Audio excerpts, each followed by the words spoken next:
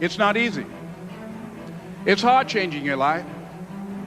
It was hard when just over 3 years ago in the Penobscot building in Detroit, Michigan, where I was operating my business, and I fell on some hard times, and I was sleeping in my office.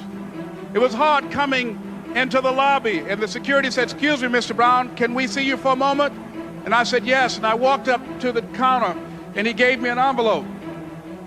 And he said, "Would you mind reading it here?" And I opened the envelope, and the envelope was from management that said, "This is an office tower.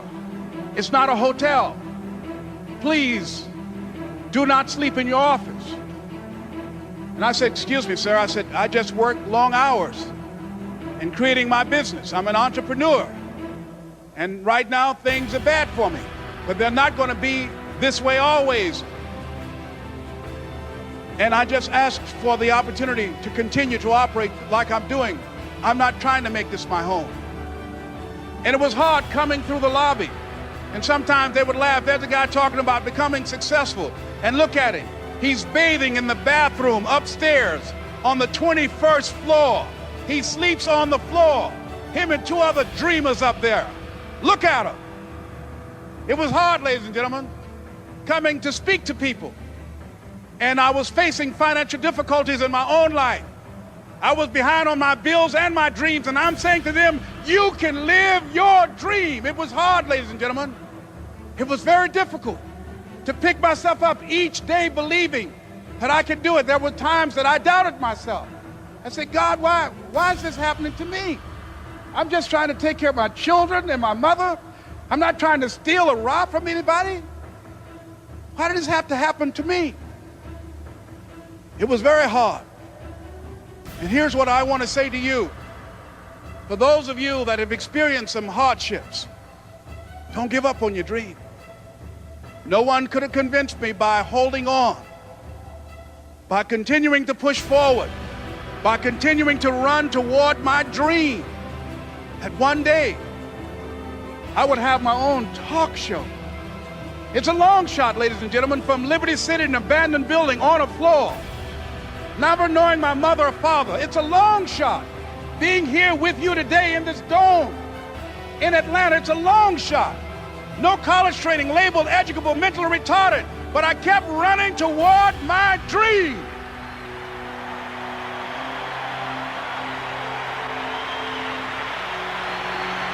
Don't stop.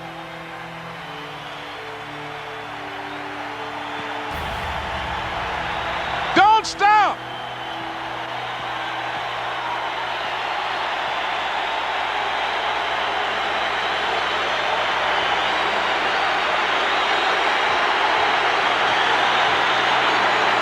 Don't stop running toward your dream.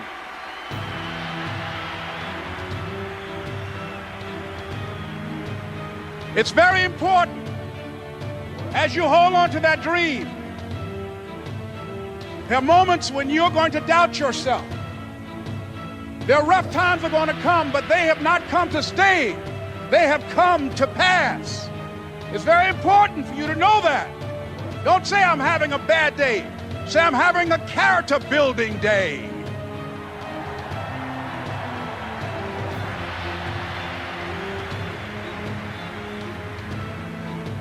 It's very important for you to believe that you are the one to make this happen. I remember this high school teacher, Mr. Leroy Washington, at the end of school one June, it was just a few days before we were supposed to leave, and I just got my report card, and it indicated that I'd failed history, and I'd failed English, and I would have to go to summer school.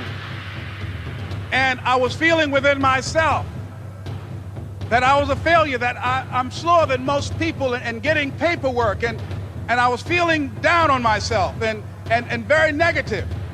And Mr. Washington was giving a speech to the graduating seniors, and I was in 11th grade.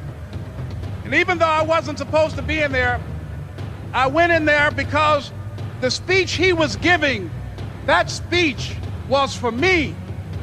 And as he talked, my heart began to beat fast. Tears began to run down my eyes, and I was in the back just listening to him. because he said, and he was a very dramatic man. I still talk to him to this day.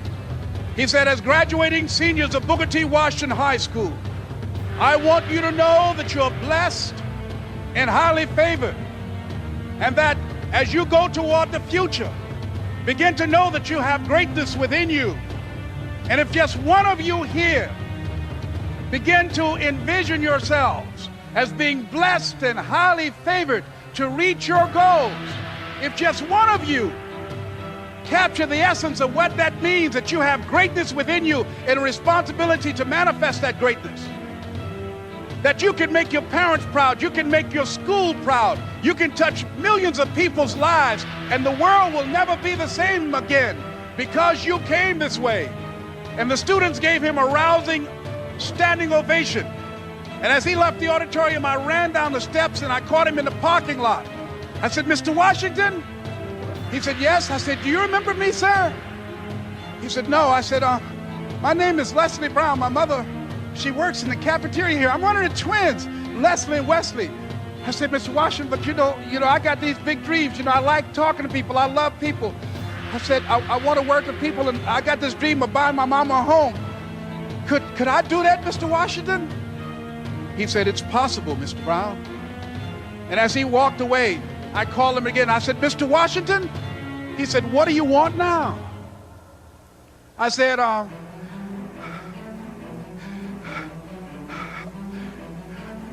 the one, sir. I said, I'm the one. You remember me, sir.